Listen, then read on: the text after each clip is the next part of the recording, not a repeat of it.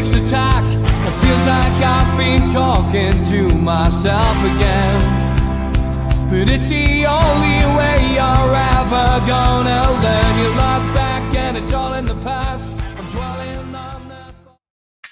Good evening and welcome to NUFC Matters with me, Steve Wraith. It is Thursday night, which means I'm joined by Supermac and Gibbo. Good evening, lads. Hello. Good evening to you, Steve. Good evening, everybody. How are you, John?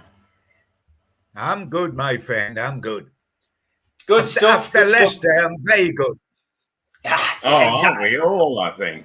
Unbelievable, Mal. Gibbo. I mean, Mal, we'll start with you. I mean, you know, we didn't really think Newcastle could turn this around, but you know, fair play to them. The players have stood up and were counted and got us out of the mess, but got themselves out of the mess that they got themselves into. And Leicester probably goes down as the performance of the season, you know, probably up there with the West Ham game at the start of the season. I think so. I thought it was an absolutely tremendous performance. Albeit Leicester,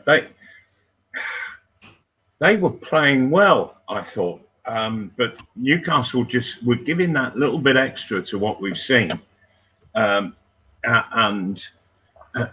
Leicester, they had a lot of chances. Dubravka in goal was absolutely terrific.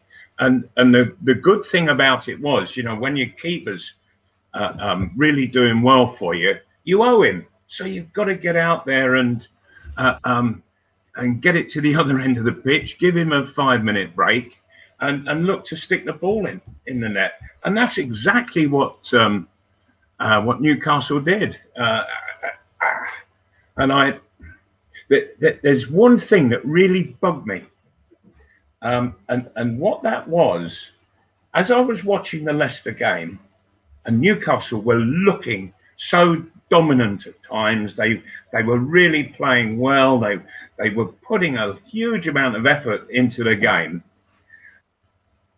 The memory kept coming into my head of Steve Bruce after the Arsenal game, the match previous to the Leicester match. He had said how tired the players were.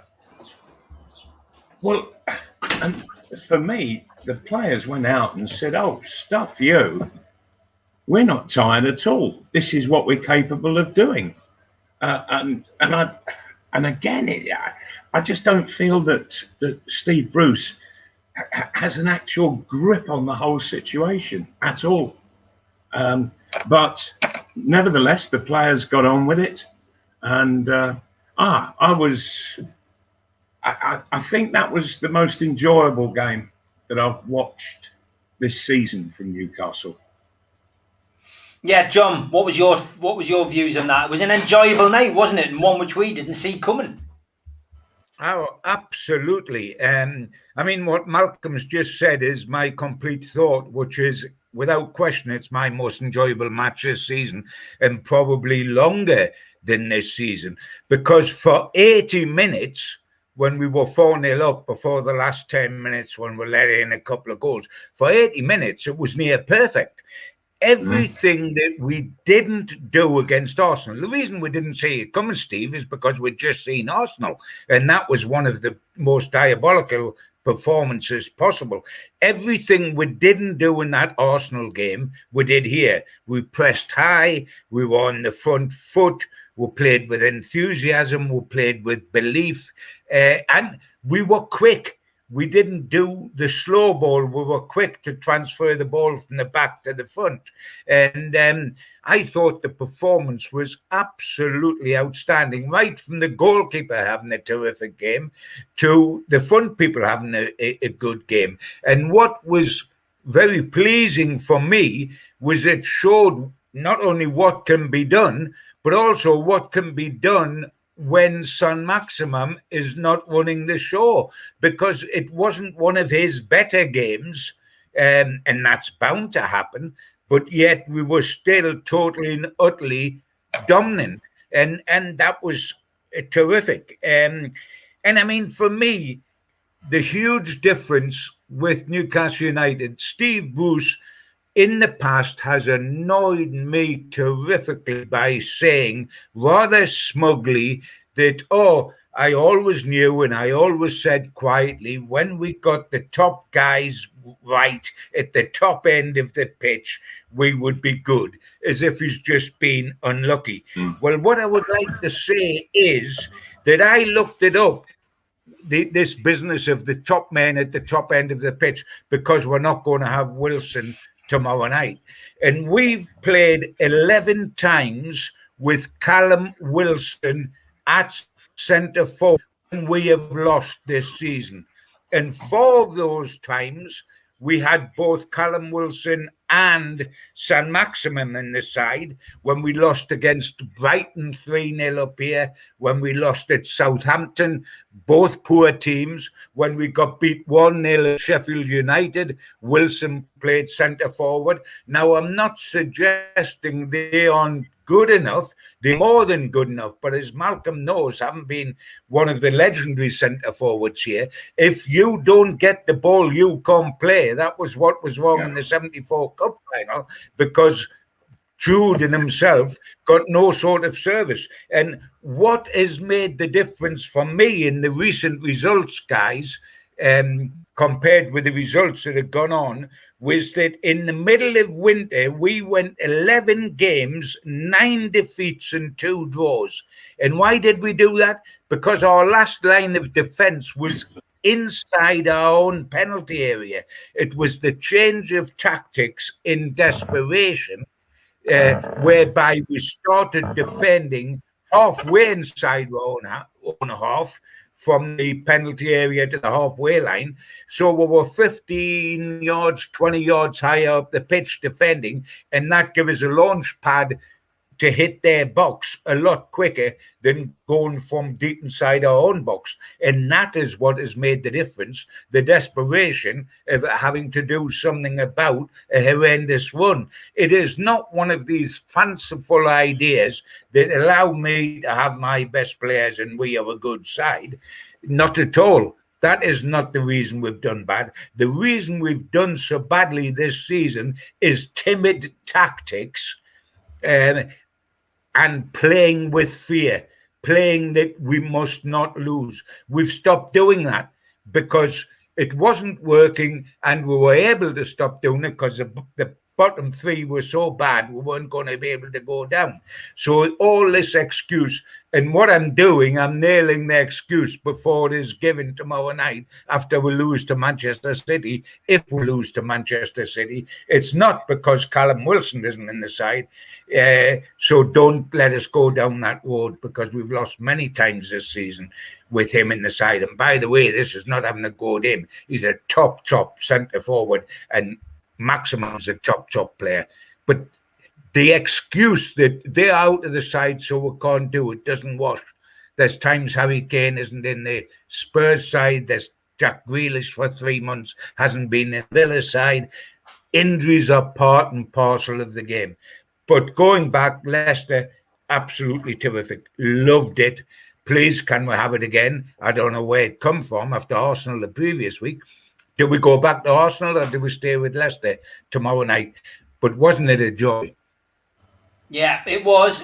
Mal, just listening to John there. I mean, Steve Bruce has done a lot of talking this week, which is sometimes a blessing, but mostly it's a nightmare, because he just, dear me, he just trips over his words. He makes a mess of things. He comes out with rubbish at times, and he annoyed the fans. I mean, what should have been celebration because of the win against Leicester and Fulham's subsequent, miss-hit and not being able to stay up, it meant Newcastle, secured the Premier League position for next season. But Bruce then comes out and, more or less tells everyone that he's going to be staying at the club as far as he knows. He says what John says, that it was down to the best players coming back. He half-heartedly gives Graeme Jones a little bit of praise. It was just an interview which didn't really need doing, and it was on Talk Sport with Simon Jordan and Jim White. So of course those two, Jim sits on the fence a bit, but Simon Jordan, he was slating the fans. He was, having a pop. And I'll come to John about this after you, but the Craig Hope thing should have just been left alone. Craig's been banned from the ground for reporting fact, and he still has a dig at him. He still had a go at him. He dug him out live on radio. Didn't name him directly, but we all know who it is. And basically saying he's got an agenda against him. Well, I don't know, Mal. I just thought it was the wrong time, the wrong place. Should have kept his mouth shut, and he's just created a whirlwind. And by all accounts, what I've heard, the players weren't very happy about what he said on TalkSport. I bet they weren't. To be honest, I don't think that they've been happy with what he's been saying throughout the season. I mentioned what he said after the Arsenal game about the players being tired, and the players. If he's trying to wind them up, you do it privately in the dressing room. You don't do it publicly. That doesn't wind players up. It makes them angry. But I have a feeling that against Leicester, that they were angry and they all got together and they said, right, come on, let's get out there and we'll show them that we're not tired at all, that we can play. And plus the fact that, oh dear me, I'm trying so hard not to be over critical with regards to Joe Linton. I've given him a lot of stick throughout this season. But is it coincidental that he's on the bench and Newcastle suddenly really turn it on and a lot of goals start going in? I don't think it is coincidental at all. But I really can't see how Steve Bruce, and he's been talking about being such a long-serving manager, and that he's had a record number of games as a manager, and yet has he learnt nothing in all of that? That's the impression I get, okay, so people keep giving him jobs for one reason or another, but has he learnt nothing in those 20 odd years of management? Yeah, I don't think he has. I mean, John, this whole situation with Craig Hope, I just don't understand why a manager would go on the offensive again. Even if you're asked the question, we see it time and time again from established Premier League managers who, who've won things. I mentioned this earlier in the week, but Alex Ferguson, Jose Mourinho, Arsene Wenger, Pep Guardiola, Jurgen Klopp, if they were asked a controversial question about a journalist, then they would just ignore it, or any controversial question, you don't answer it. Why does Steve Bruce insist on answering stupid questions like that and giving people, he's making a rod for his own back? There's absolutely no question about that whatsoever.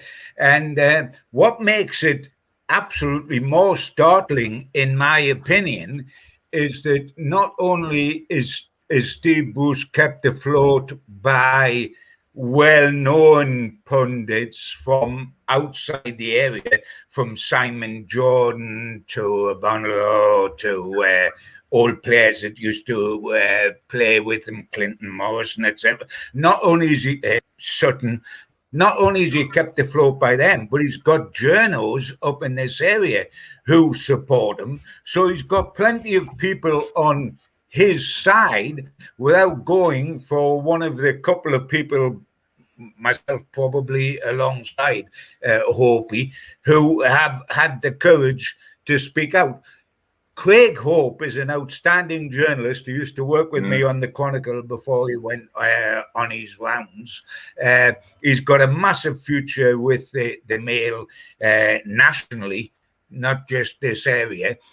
He has the courage to tell it the way he is. He gets banned. I've been banned in the past by Newcastle United and banned during the Ashley regime.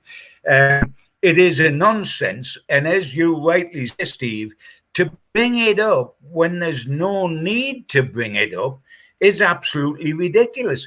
But to go on, Steve Bruce in that whole interview fell into the cesspool. It was absolutely ridiculous because he was talking to national people who, as outsiders not living in this area, don't have a feel for what's happening up here, for the fans and for everything else. That interview was given by Bruce for his reputation throughout the country, not for his reputation on Tyneside, because on Tyneside they can see through it. But that was a situation, unlucky me, aren't I badly done to, haven't I done a good job because I've kept Newcastle United up? No, you haven't. That should be a gimme for a club this size. To then fall into the cliches of talking about it is very difficult to handle the great expectations that are on Tyneside. I'll tell you what the expectations are on Tyneside. They're as low as it's possible to be. Throughout the Mike Ashley reign of 14 years, we've had no expectations whatsoever, because we've known Newcastle United, the height of their achievements going to be staying up. The expectation up here couldn't be lower. It's not high. And I know he's tried to claw that back today a little bit, but too late. Then to say this club is a difficult club to manage. I don't think Kevin Keegan found it a difficult club to manage. I don't think that Bobby Robson found it a difficult club to manage. I don't think Joe Harvey, Malcolm's old manager, found it a difficult club to manage because they had a passion for the club, because they were clever in their man management, they were clever at buying the right players, etc., etc. It is a nonsense to say expectations are high up here. It is a nonsense to say it's a difficult club to manage, and it is a nonsense to try to finger one journalist for all the problems you've got up here. It was a disastrous interview, and it was like you've just done something and got a wonderful result at Leicester, and then you've got to set fire to yourself. The one thing you had to do in that interview was not be smug about Newcastle United staying up, because that isn't an achievement of any sort, and to try to build bridges. It seemed as if Steve Bruce couldn't help himself but to shatter all those illusions, and it was catastrophic. It was awful, and the feel-good factor that was here, and you might try to build on, remembering the fans are going to come back into the ground next Wednesday, you've just blown out of the water. You've turned the whole scene back to aggression. It is the stupidest PR I've ever seen. I don't know who guides him. I really do not know who talks to him and guides him. But he needs some kind of media training. And it's clear that he hasn't had it. It's clear that he hasn't had it, because he just talks a load of rubbish at times. And Mal, the Graeme Jones appointment thing really puzzled me, because when it happened, he looked really like a kid who had his best toy taken off him. He had a face like a slapped backside for the first couple of games, and the attitude on the sidelines where you could have cut the atmosphere with a knife. Yet in the interview on TalkSport, he said that it was his appointment, that he went and had a meeting with him in London, and essentially, do you think he would accept somebody above him appointing Graeme Jones? I mean, I've got to ask you one question. I mean, do you think Steve Bruce appointed Graeme Jones? No, I don't. The frost that there was between the two on the sidelines on that very first match that Graeme Jones sat in the dugout, and the looks that Steve Bruce was giving him, it looks good, Kill. The fella would have been dead that afternoon. And then the next game, I saw him up in the stand, and I thought, that's not where you go as a coach. And I felt that that's where he had been placed by Bruce. So I don't believe Bruce whatsoever that it was he that appointed him.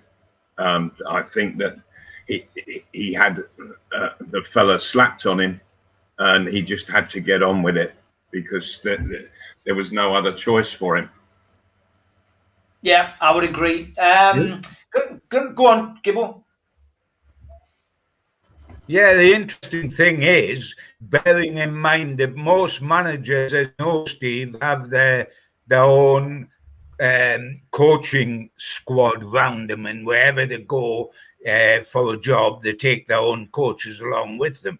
Now, if we are supposed to believe that Graeme Jones was appointed by Steve Bruce, isn't that a huge slap from Steve Bruce to Agnew and Clements, his regular lieutenants, because he is saying, you're not doing a good enough job, so I'm bringing in another coach to give me a hand here. So isn't it, if that was true, that it was Steve's appointment, that is a real slap at the other two Steves, isn't it? Agnew and Clements.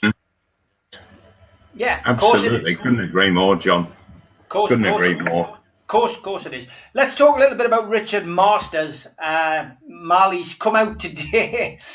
He faced the media. Brian Swanson, of course, another former journalist of this parish, interviewed him on Sky Sports about various things, including the Newcastle United takeover. It was a short answer on that. He simply said, there's nothing I can say about the takeover or any talks. He also congratulated Newcastle, said he was delighted, he was happy to see Newcastle stay. And of course, we're happy to see Newcastle stay in the Premier League. But he looked uncomfortable. It was the most uncomfortable question he faced, without doubt. Do you think everything's going to come home to roost with him and Hoffman in the Premier League? I mean, I think a lot of people are scratching their heads as to why the so-called Big Six haven't really been punished for their attempt to join a Super League. Been no points deductions, nothing as such has happened. You would imagine the Newcastle takeover is the least of his worries. But fair play to Brian Swanson for asking the question. Yeah, fair play indeed. I'm absolutely staggered that they aren't going to take the strongest measures against the 6 top clubs that look to leave. I think that by not taking action, they're leaving too much of a door open, and I feel very uncomfortable about it personally. I think that they really should have hammered all of those clubs and slightly changed the rule book to ensure that it never ever happens again, and that any club that does try it, any group of clubs that tries it, will find themselves just completely shut out.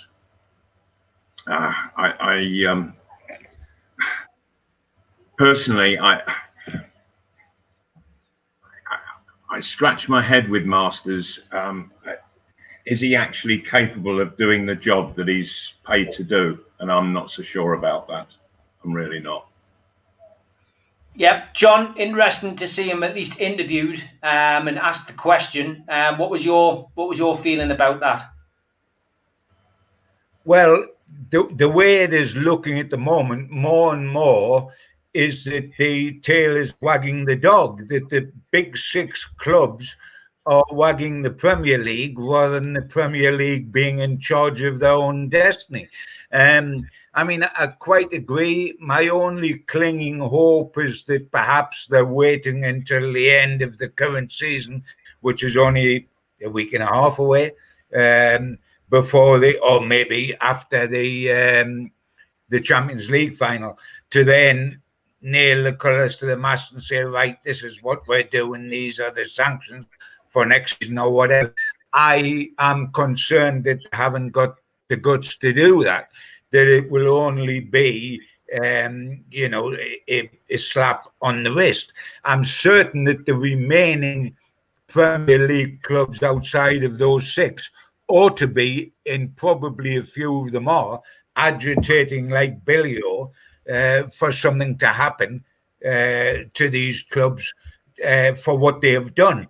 And they've certainly tried to take in water publicly because of the reaction of the fans. The only thing that's terrified the top 6 at the moment has been the reaction of the fans. Manchester United have been scared about it.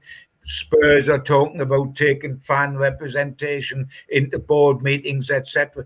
They're terrified of the fans because they were so up their own backside they didn't realise how angry the rank and file supporter would be at hijacking this great game of ours.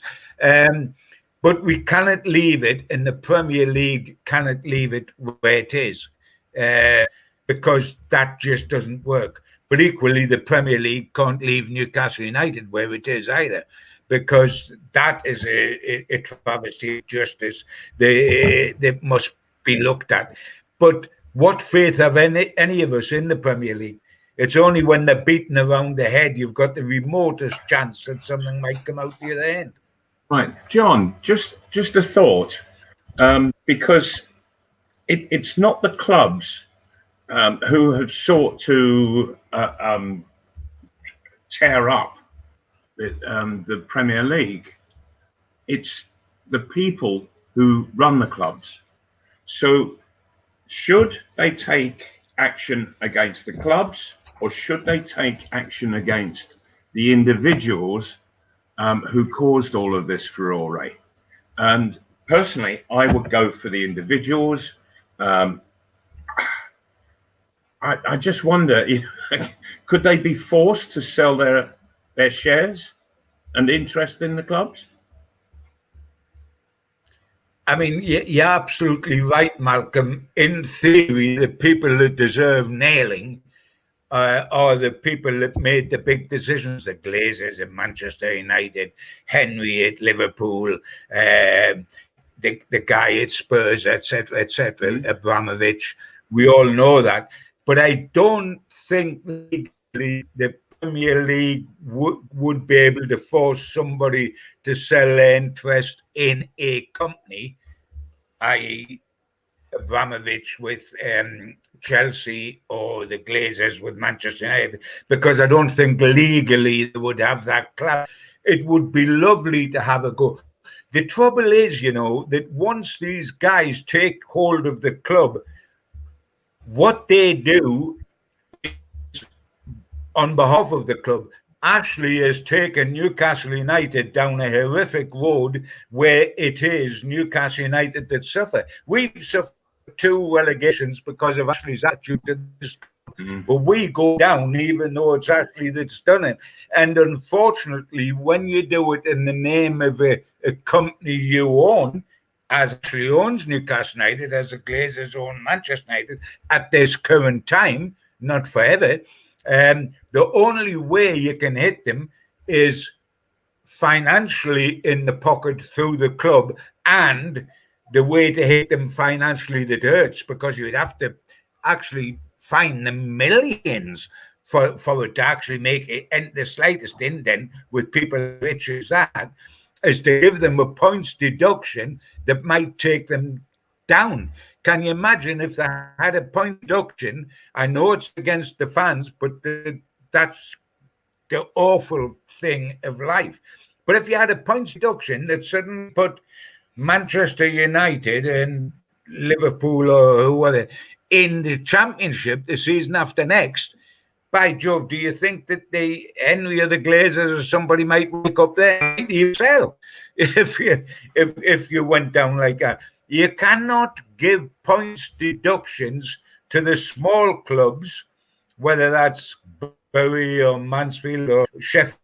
They want Wednesday, but their points deductions just taken down to League One. You cannot give points deductions to clubs because they're small and not points deductions to clubs because they're big. That is unfair. it is patently wrong and has got to be addressed.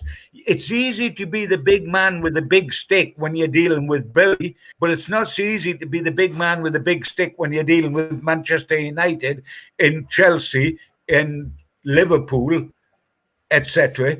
But the same rules got to apply to the big guy as applies to the small guy.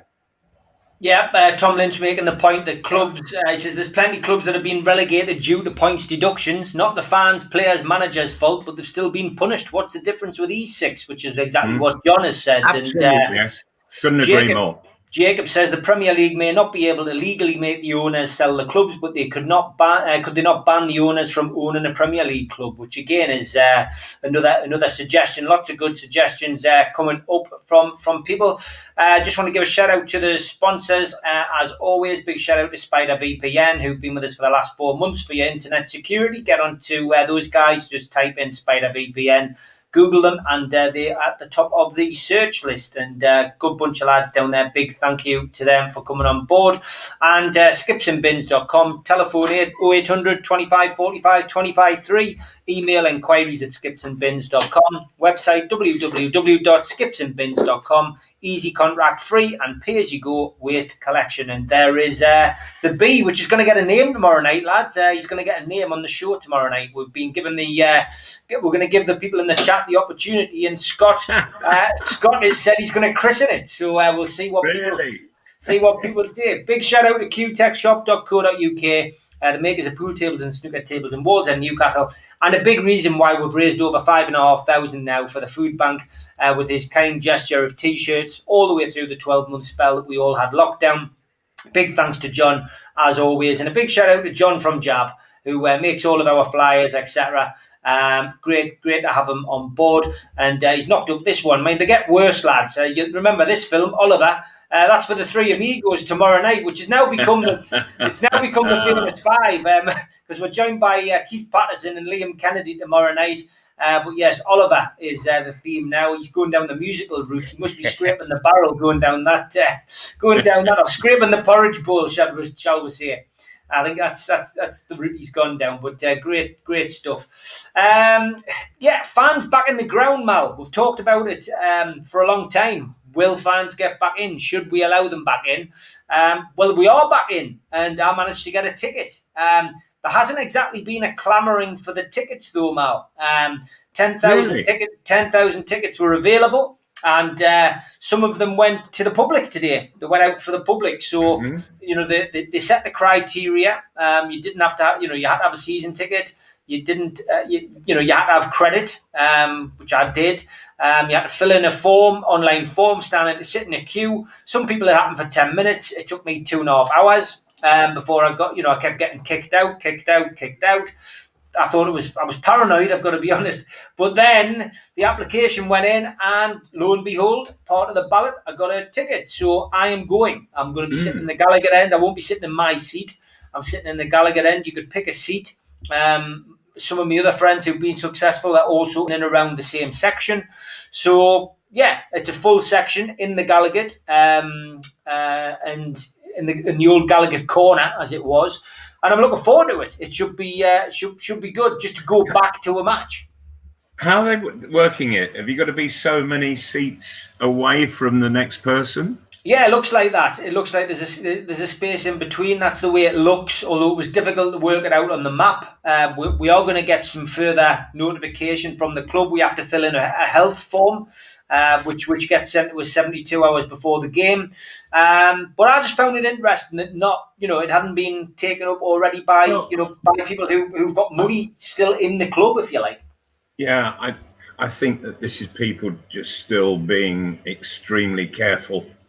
With the COVID, being very, very careful, for one match, is it worth putting yourself at risk? Yeah, and certainly the older folks, I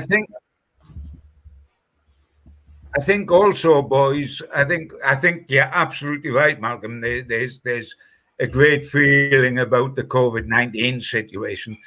I think there's also, a little bit of a backlash if people are so disgruntled with what has been available to be seen on telly of Newcastle United in a very long season, when we've been very timid and very poor, and there's a backlash against Steve Bruce as well.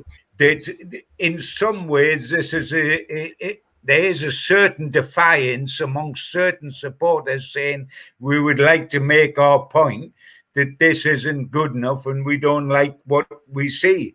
And you can look at this game in, because you're going back, Steve, bless you, you can look at this game in two ways and say it's terrific because I ought to be able to go back and see Newcastle United win, and won't that be absolutely wonderful? Or you can look at it and say, I'm going back to watch live the worst side in the Premier League. And I'm not talking about Newcastle United, I'm talking about that other United from Sheffield.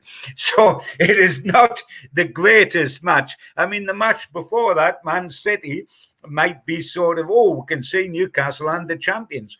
What you can see here is Newcastle having just escaped going down against a team that's gone down so quickly, it's like a bomb. I mean, this Sheffield United side set a joint record at the beginning of the season when they went 11 games without a victory, and they smashed the record for being the earliest side to be relegated out of the Premier League on results. So in a way, watching them play and getting excited is like watching paint dry. But I mean, the good thing, Steve, because I want to boost that you're going back, baby, is that you ought to go back and see Newcastle United win. And that's good. Because if we don't, and I would like to remind you before you get too excited, Stephen, that when we went to Sheffield United 4 months ago with Callum Wilson as our good centre forward who won't be there on next Wednesday, we lost 1-0. Yeah, I know. You're not going to upset us. It's the whole process of just being able to go, walking back to St James's Park, seeing it in complete disrepair, going in and being able to sing a few songs with a mask on, probably. So, yeah, I mean, as I say, it's all. We're just waiting now to find out what the situation is. It was nice to see a few people who were disappointed they didn't get tickets and weren't going to be in the draw get tickets today. I've seen a bit of that on social media. Young Holly, who is part of our Matchday Live team now and does Ladies' Night, she goes home and away generally, but she didn't get a ticket. And she was disappointed, but she got one today. So, there's been plenty of other people who I've seen on social media have managed to get one. So we'll have the 10,000 there. Of that, I've got no doubt. But yeah, I think Malcolm's right. I think there could be a little bit of care taken by a few people who maybe don't want to go because of the health issue. But this is the only way we're going to get out of it. We're guinea pigs, I suppose, in a way, those of us who are going. And if we're ever going to get back into St James's Park to watch Newcastle United, somebody's got to do it. So I'm glad I'm one of the lucky 10,000, if you like, and it's a game which at least you'll be able to say I was there. I just hope they perform, lads. I hope they perform. Yeah, is it going to be Arsenal or is it going to be Leicester? Well, that's it. Yeah. There's a question come up earlier on. I don't know who it was. I think it was Alan Curry, Malcolm, and he was asking about the youngsters. I mean, I know Elliot Anderson was carrying a bit of a knock. He was injured, but you've got other youngsters. You've got Tom Allen. You've got Matty Longstaff, hasn't even been considered.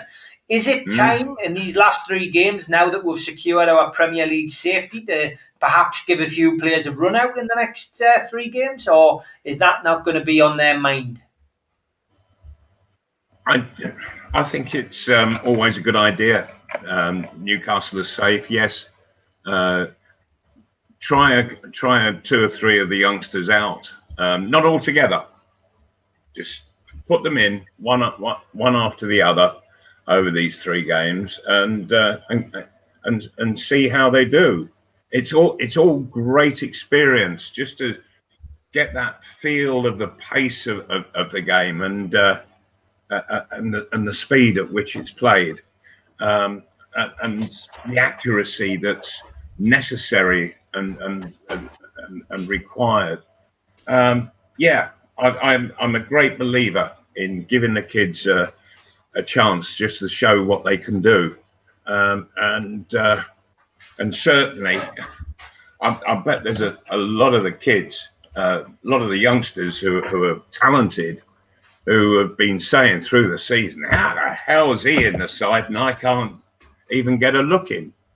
And I bet there's a few of the senior players that have been pointed at by those youngsters saying, how can I not get in the side with him playing like that?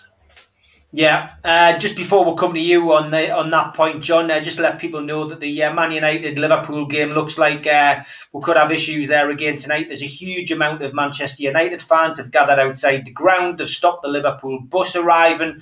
They've targeted the Liverpool bus. There's flares going off, coloured flares, green, yellow, and red flares. It looks an absolute nightmare. The stewards are there in force. The police are there in force. But it's looking as if it could get a little bit ugly down there. And the Liverpool bus can't get in. So we've got the similar situation we had a few weeks ago where that game could either be delayed or called off altogether again. So interesting times down at Manchester United.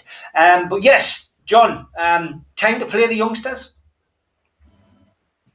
Yeah, good question. And I agree with Malcolm. I particularly want to see Elliot Anderson. Because what I've seen of him is quite exciting. I think he's a young man with huge potential, has got to be encouraged. I think I would maybe a little bit on caution in as much as I might leave him and definitely play him against Sheffield United and Fulham, but not necessarily throw somebody in for the starting debut against Man City, and then if he doesn't get a kick of the ball, throw him out and say, well, he can't play. You can't do that to a kid. I'm not certain that would be cruel, that if I was the kid, I think I might look at the 3 games and say, well, I might have a little bit of a hammy against Manchester City, but definitely play Sheffield United and Fulham. And in fairness to a kid, and I agree with Malcolm, what you must do is not put in 3 or 4 kids together. You've got to put in maximum of 2 with quality seniors around him and give him a real chance to show what he can do. And I think to do that against Manchester City, who quite frankly are a different class this season to anyone else. They've already won the League Cup. They've already won the Premier League. They're going for the treble in the Champions League. I think to put them into that midfield, he finds out of it tomorrow night, would be asking an awful lot of a young man. I would love to see him go in at Sheffield against Sheffield United when you've got a chance to excel, and when you've got 10,000 Geordies that will be cheering whatever you do as a young Geordie kid making your first start. That for me is the perfect setup. And I would like to see other guys get the opportunity. Maybe I'm biased because I know Grandad so well, Jeff Allen, but I would love to see Elliot Anderson go in against Sheffield United and let's look at what he can do, because there's no question that this boy's a talent. Yeah, no question at all. I don't think you get any arguments from us. Another question, again, I can't remember who it was because the questions go so quickly when we're talking. Armstrong, talk about him, Malcolm. I mean, Ivan Toney as well. What a season he's had in the Championship. 2 former players who have hit the ground running at the clubs and done well. We could get Armstrong back for £12 million. Is that a price worth paying, do you think, for him? No. I don't think it ever works second time around. So no, once a player's gone, leave him be. And if you need to find somebody of similar talents, then you go looking elsewhere. I never look backwards in the game. You've always got to be looking forwards. Yeah, okay. Same for Ivan Toney then in that case. It would be exactly the same for both of them. What about you, yes, John? Absolutely. Would you like to see either of those come back to Newcastle? Do you think it could work? I mean, the score goals, and we need a goal scorer. And if the takeover's still rumbling on throughout the start of the new season, we're going to need somebody else to put the ball in the back of the net because Wilson is not reliable as far as injuries are concerned. Good point. Certainly a good point. That's the trouble with Callum, is he's got an injury record, and he's always had that. He had that at Bournemouth as well, and that is a worry. Can I put it another way? When I look at Joe Linton and I look at Gale and I look at Andy Carroll, worry about Muto coming back, and then I remember Joselu and everybody else. I think, how the hair oil did we decide to let Armstrong and Tony go in the first place? Because if they were not better than that lot with both the legs tied together, then I'll stand tapping. I can't understand how quickly we jettison these guys. I do take the point that Malcolm has said that bringing people back is normally a problem and doesn't work out. And I know that is one of the reasons why Alan Kennedy, for example, a man that Malcolm knows ever so well because he played with him, didn't come back to Newcastle United when he had the chance to and went to Sunderland instead, for which never forgiven by me, of course. There are always exceptions, but the exceptions are people of total quality that cannot be even challenged, which is when Peter Beardsley come back. Peter Beardsley was here, wonderful as a kid, went off and won everything at Liverpool, come back to play for the Entertainers and was wonderful again. His pedigree was already established. These two boys have not played in the Premier League yet. But I've got to say, in defence of myself, when they were here and I met the Armstrong family, etc., I got the uneasy feeling we were jettisoning these kids too quickly. And I have no doubt that both of them are better. I mean, if you look at the current situation, guys, at the end of this season, we will have, and then what? Gale, offered a 3-year contract or not, is not trusted by the current management, who tell us they will be here next season. So why keep him? Because he's obviously not trusted. He's had X number of starts, 5 maximum. Carroll is supposedly getting a free transfer, and after 1 Premier League goal in 2 seasons, should get a free transfer. Muto, we just don't want back under any circumstance. Joe Linton, we don't even have to talk about. £1 million, 5 Premier League goals over 2 seasons. So we need striker big time next season. And if we have to bite the bullet, we've got to bite the bullet. Can we get somebody better? Yes, but probably at twice as much money in terms, because you just don't know what you're buying. If these kids are bought by Newcastle United, you don't know if they're Premier League level. If you allow the scouting system to go out and find the good strikers for you, they found Joel 40 million, who will never reach 40 goals in the whole of his career, never mind in Newcastle United. And even Almiron bought a 20 million, who was the top priced player in Newcastle's history before Joe Linton come along, has a goal scoring record that's abysmal. Yes, he's now getting buried in midfield and you can't expect him to score. But even when he was playing further up, he doesn't score goals naturally. Neither does Stan Maximum, which is why we need a striker that does. Long-winded way of putting it, but I would like to see either of them back. You're not going to bring both back.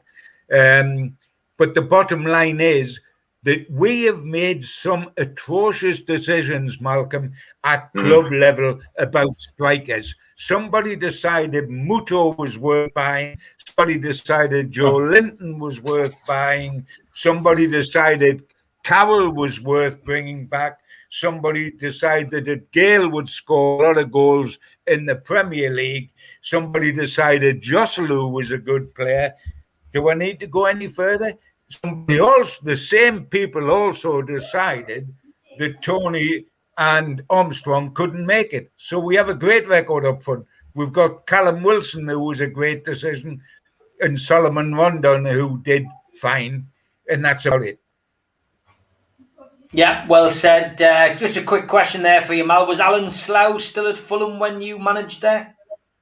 No, he wasn't. And he contacted me for a coaching job, but I had coaches all in place.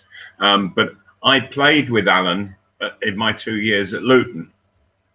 He was sort of like the right half in the side, and he was a good player, really good player, and thoroughly enjoyed playing with him. Bless him.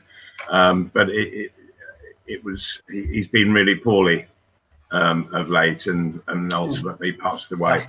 Yeah, sorry to hear that. Sorry to hear that. Stu Penman's just asking as well, do you, Malcolm, if this was Newcastle fans protesting, let's say it was Newcastle, Sunderland, and Newcastle fans were stopping the Sunderland coach getting in. I know that's far-fetched because of where Sunderland play these days. But yeah, I mean, look, would we be lauded by the media, do you think? Which is what a lot of fans seem to be saying, you know, that the media are almost giving the Man United fans a pass and saying that, you know, of course they should be doing this. If this was Newcastle fans, they'd be going mad. Yeah. It certainly does see that, and I have every sympathy with Newcastle fans feeling that that's the case. I just wonder whether the authorities are maybe just waiting until the whole season is over, and then they'll look back on everything. But certainly, Manchester United could be accused this evening from just what we've seen sitting here, that that Manchester United are not controlling the issue in and around their ground. They haven't been able to do it over the past couple of weeks, and they're certainly not doing it again tonight. Fans are preventing Liverpool from arriving at where they're supposed to be playing. And are the authorities going to roll it all into one to take action once the season is over? Oh my heavens! Look at this. Yeah, apparently one of the cameramen outside has been pushed over, and he's had his equipment stolen off him by a supporter. It is getting ugly again. The unfortunate thing is, of course, that you get the wrong element jumping on the bandwagon of a demonstration, and the damage gets seriously done. It would just be used as another excuse to say the takeover, you know, these fans don't deserve a takeover. I get exactly where Stu Penman's coming from with that question. Yeah, I do. I just think Newcastle, if it was Newcastle, they'd want points deductions, you know, whatever, there'd be sanctions, you name it. Because it's Man United, it doesn't make any difference, and you know, I'm sure that will show on the coverage tonight. Let's talk football again, and get in before the dog needs taken out. Mal, Manchester City at home, Newcastle play their penultimate home game of the season tomorrow night. It's an 8:00 kickoff live on Sky Sports. Of course, Pep Guardiola's team arrive as the champions. They have just won the Premier League title after Man United, of course, lost at home to Leicester City on Tuesday night. That means Newcastle will be giving a guard of honour again. We seem to be doing a lot of that over the last couple of years. But yeah, a guard of honour for Manchester City. Team news, well, Lascelles, Hayden, Darlow, Fraser are all out. Fabian Shaw is serving the second of his 3-match suspension. And as for Man City, well, be interesting. I mean, their reserve team is just as good as their first team, but John Stones is available for duty following the completion of his 3-match ban. There is a fitness doubt over Kevin De Bruyne. So, you know, whatever team they put out, you know, it'll be a good team. That's all we really need to know. Kevin Friend's refereeing, and on VAR is Darren England. Interesting this, Mal, because Man City at home isn't a bad fixture. Yeah, even Steve Bruce has managed to make do quite well against them. Right. Well, you just hope that they've all been out celebrating for the last few days, but of course, there's nowhere open for them to go. So probably they haven't, and they're having to leave it.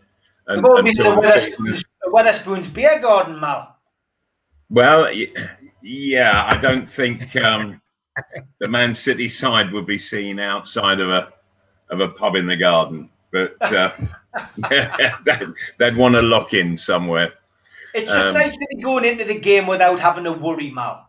It certainly is, and I would like to see the players not play with any fear against Manchester City, who really are an absolutely fabulous side to watch. And as much as anything, Newcastle, you get into this game and you can learn a lot from the likes of the Manchester City side. The way they play, the way they position themselves, the way they're always on the move. They're always looking to support. They're always looking to make space for a pass. And it would be fabulous to actually play against them for players, as long as they're willing to learn from it. Yeah, I would agree, John. I mean, look, there's no panic now. Goal difference, etc., doesn't make any difference. It doesn't matter really what happens. But we don't want to go in with our flip flops on. We don't want to get a humiliation. We want to essentially, put a performance, put a fight up. Yeah, without a shadow of doubt. When I look at the Manchester City squad, you quite rightly said, their reserve side, most of the players would get in any of the Premier League starting 11. There's absolutely no question of that. Now, bearing in mind the strength of their squad, I think that tomorrow night, the Manchester City players ought to line up and give a guard of honour to us as the great achievements of staying up rather than them winning the championship.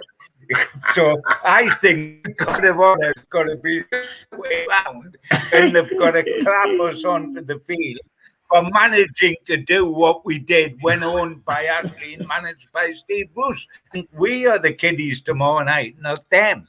Having said that, being serious, we've got to hope that their mind, now they know they own 2 trophies and won 3 trophies, we've got to hope they're mind in the Champions League final and they don't want to go out and get injured against us and are indifferent. Mind, the last home game against Arsenal is in between 2 Europa League semi-finals, when we should have said to them, don't come near me, sonny, or you won't play in the league. We didn't. Rolled over and had our toes tickled. So what are we going to do against Man City? I don't think we can rely too much on them worrying about the Champions League final. That is unquestionably the one big hurdle they've got left, because they've lost twice recently to Chelsea. But I think it's going to be too difficult for us. Is exactly what you were talking about, Steve. What I want out of this game tomorrow night, I want them to keep their dignity, and in doing that, to allow us to keep ours as fans. I want them to go out and put on a performance. If Newcastle United are to lose, I want them to be carried out on their shield. I don't want them to go out with a whimper. They've got to be able to put on a performance. I can have a them because there's nothing. If we lose 2-0 instead of 1-0, so what? If we lose 6-0, so what? If we lost 6-0 because we were attacking them, what I don't want is the Arsenal performance. What I do want in trying to produce the Leicester performance. In other words, leave me and you with our dignity, and then go out and get 6 points in the next 2 games after that. That's what I want. Gibbo for manager, says Stu. Can I be your coach, boss? Give us a prediction, You certainly lads. can, big man. Certainly can. Give us a prediction. I think Man City are going to really turn it on. I really do. I'm going to go. I'm not sure that Newcastle are even going to be able to score against them. I really think they'll put a show on as the newly crowned champions. So I think that they'll be 2-0 winners, Man City. Okay, John. You so-and-so, you've just taken my score. I really just said the score I was going to say, and I'm going to stick with it. I mean, my reason for thinking Newcastle United will do well to get nil is because I've got this nightmare that means I won't sleep tonight, which is Joe Linton is going to replace Callum Wilson. And if that happens, I think I'll just stay awake all night, screaming and eating the wallpaper. But no, I think that they might not want to just chuck us too big, because at 2-0, I think they might get the cigars out in the deck chair and order a bottle of champagne. So I will stick for 2-0. And then this is when the pressure comes on, baby, when we next week play The Walking Dead, Sheffield United and Fulham. If we can't beat The Walking Dead, then cut my throat. Yeah, God, we don't want them doing the double over us. And a lot of people suggesting that Joe Linton will probably have blue hair tomorrow, because if you remember when Liverpool won the league last season, he got his hair dyed red in tribute to them. I hope I don't know what colour it is.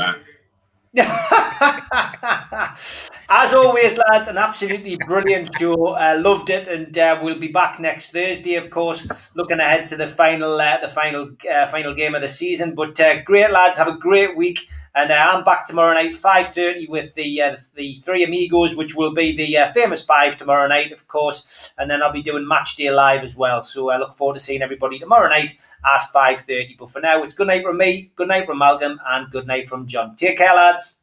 Indeed. Good night, everyone. God bless. Take care, boys. Take care.